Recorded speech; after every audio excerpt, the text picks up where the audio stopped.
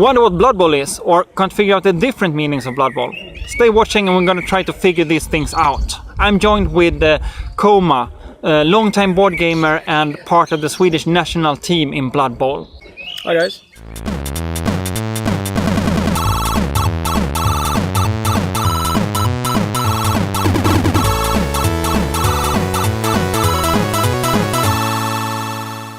Hi, my name is Jon, and in this channel we're serious about games and play. And I'm at the Swedish gaming convention Lincoln, where I'm joined with Christian, or Coma as is known in these circles. He's a member of the Swedish national team of Blood Bowl.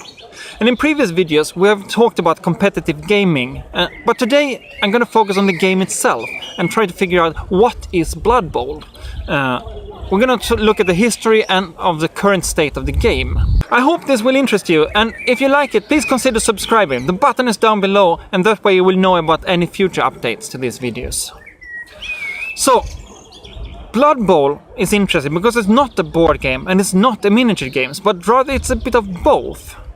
And I know you have opinions upon this. Yeah, it's both a board game and it's also a miniature game, so it's both. It's a board game because it has rules, right? And it's about rules and it's strict rules of moving from one space to another and things like that. Is that the main reason you call it a board game? The reason I think it's a board game, it's because you play it on a board with squares. So you don't have a measuring tape like you do in 40K or when you're playing Infinity, War Machine or whatever rule sets you do. Then you have a measuring tape for everything. In Blood Bowl you don't. You have a passing template. But that isn't measuring. You can count squares to know the mods for passing or not passing or whatever. So the game is more tactical in a way, or different kinds of tactic. It's more of a board game tactic than thinking about the strategical what is happening on the table, right? Yeah. Is that the difference? I would say some people say it's not a board game and it's not a miniatures game. I would say probably it's both. But you also say, now we talked about board games, you're also talking about comparing it to miniature games. And of course, miniatures games, it does have miniatures. Yep. But you don't need to use them, right? You could play it with tokens. Yeah, you could. But it's not the right way, guys. You need to have the minis. And there are other versions of the game, digital versions of the game, for example, which you of course don't play with figures. Exactly.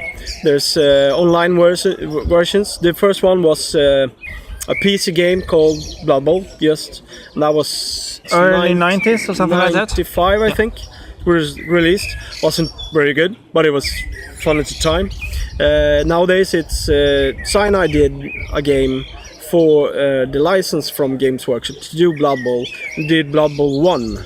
And that was in 2004, and now they're out with Blood Bowl 2, and it has been released for 2 years, something, I don't know, and it seems quite good. It's really nice. So the game is quite old. When did it start?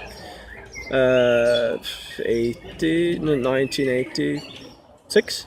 1986, okay, so somewhere middle of 80s, the first edition of Blood Bowl came out, and then it was a board game, or then it was this kind of miniatures game, board game thing we talked about. It was not a computer game. Yeah, right? And back then, that was the first edition, so you didn't have the plastic miniatures or the metal miniatures. What did you use? It was paper.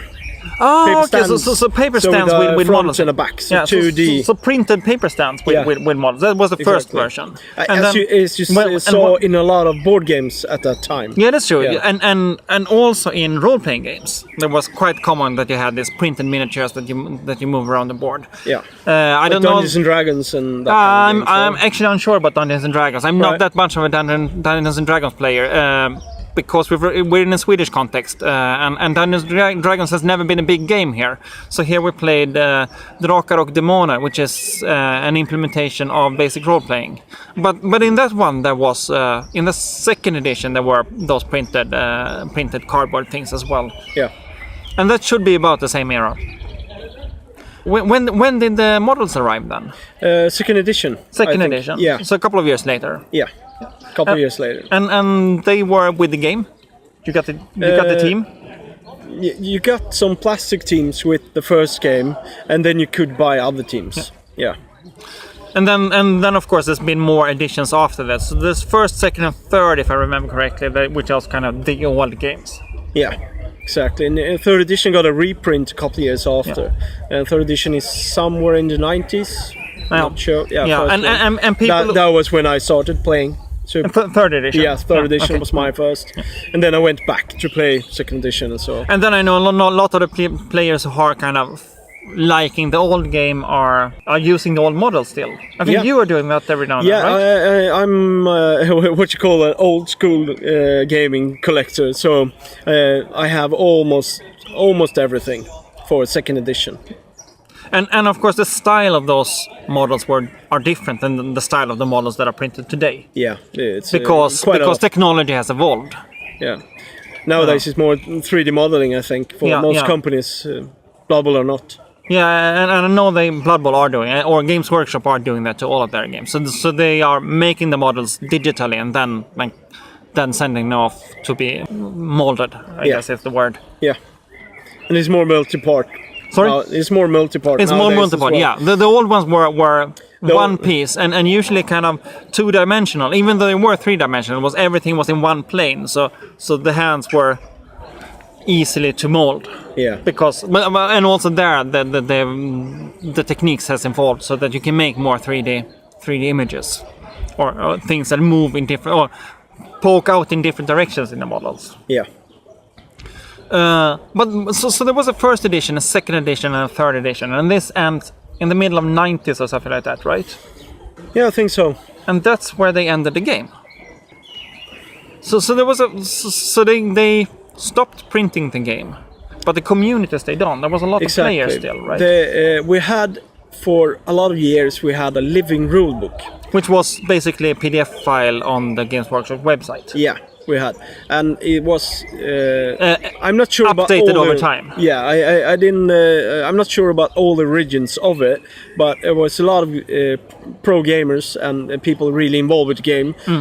Maybe I'm not sure of the competitive level of these guys, but they knew the game really well, and they sat down, and it was in part with Games Workshop to make out what rules is going to be played with Blood Bowl. And they did I think it started with Living Rulebook 4 because it's the fourth one after the third rule set, and then we had a fifth, and then we had a sixth, and then that updated a bit called CRP, like Competition Rules Pack, and most of that rules is what we play Blood Bowl today. Even though Games Workshop have re-released Blood Bowl, really good done. Well done, guys. Yeah, listening. We're going to move into that later, but for now, let's stay at the old one. Let's go through it historically. Yep. So you end up in this era where there is no game for a while, no official game. The only official game there is a PDF file on the website and a community. Yeah, community based, and the community has been strong for the whole of this time. And what happened to the computer games at this time? You had this was long before the Cyanide released it. Their game. So you only had the first one, the one called Blood Bowl. Yeah, and to my knowledge, no one was playing that. Because so basically, there were no digital community at this time. Yeah, it's not exactly true because if you had the game, you could play it online in a Java-based game, and that's a community on its own called FUMBBL. So FUMBBL was around already at that time. Yeah, FUMBBL is really interesting because FUMBBL is basically the game as implemented as a online game, but the rules for being able to join was that you need to own the rule book. So this was a way of agreeing between the people at FUMBBL and the company Games Workshop, who did not print the games at the time, right? Exactly. So they kind of got to keep using it, even though you could see it as an infringement of copyright, but by saying you need to have the game to be to get to play it, then they were okay with it, which was really nice. Yeah, it's really nicely done of Games Workshop not putting those down. But I think it's two elements that makes this a thing that you could do it, because you don't pay to play FUMBBL, you donate if you want to, and you want to because it's really good.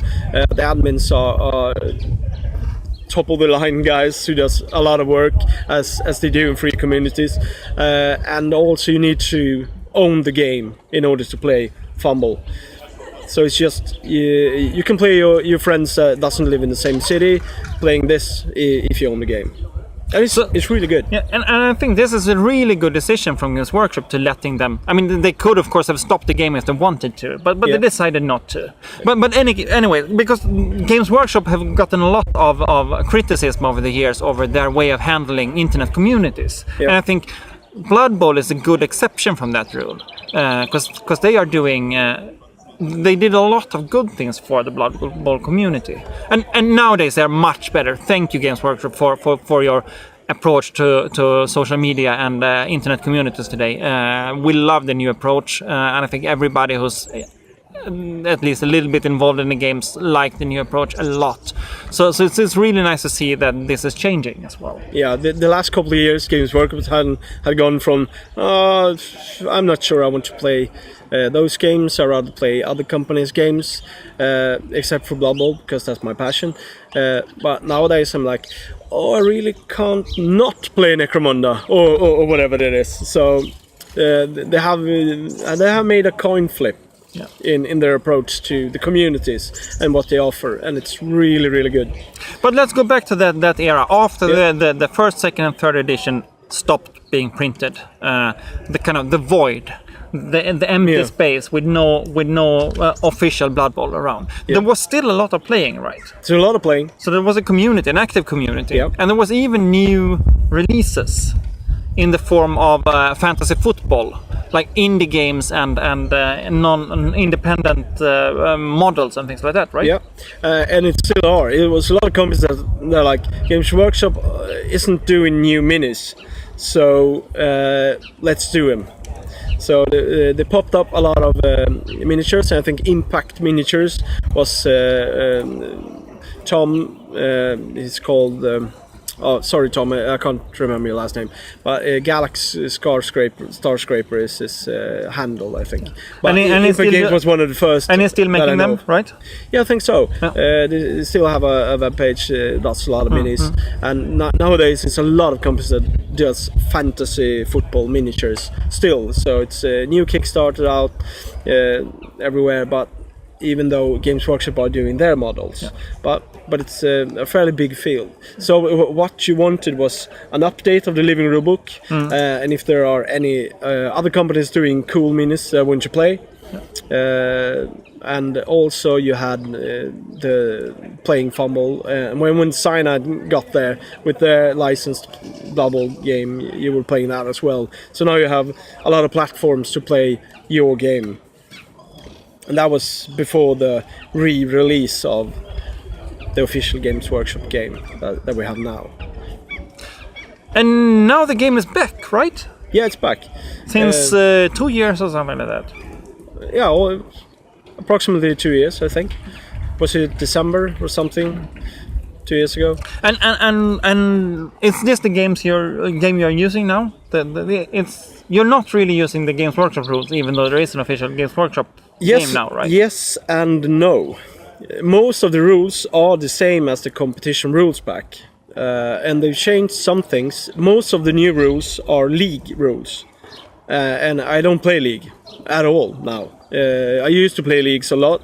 I don't have the time for it. I like it, but I love tournament play in games, so I play other games in tournaments instead of playing League Blood Bowl. And when I play one-off games, I usually play practice games for upcoming tournaments instead. So again, they actually listened to the community and kept the rules and used the rules as the community said they wanted them. Yeah. Also in this last version. Changed a couple of small things, added some, took away some, rewrote some, but not a lot. And they are mainly what is impacting tournament play is new star players. Some tournaments you can play with star players, and that could change. Which is one special miniature with some special abilities and things like that. Exactly. Yeah. So I guess we're gonna end on thank you Games Workshop for starting to listening to your community. We love it and I hope it will continue. I believe it will continue. I've seen a lot of good things in not only Blood Bowl but in all of your games. So thank you for that. And back to you audience. Thank you. I hope you learned something. And if you did, please like this video. If you feel you didn't like the video, it's fine to dislike it as well. That way I know if the video is good or bad and I can change for the future. But above all, subscribe. This is a new channel and subscription is one of the most important things for a new channel to be able to continue. So I would love for your subscription and that way you will know about any future videos on the same subject. So I hope to see you later. Thank you for listening. Goodbye. Cheers.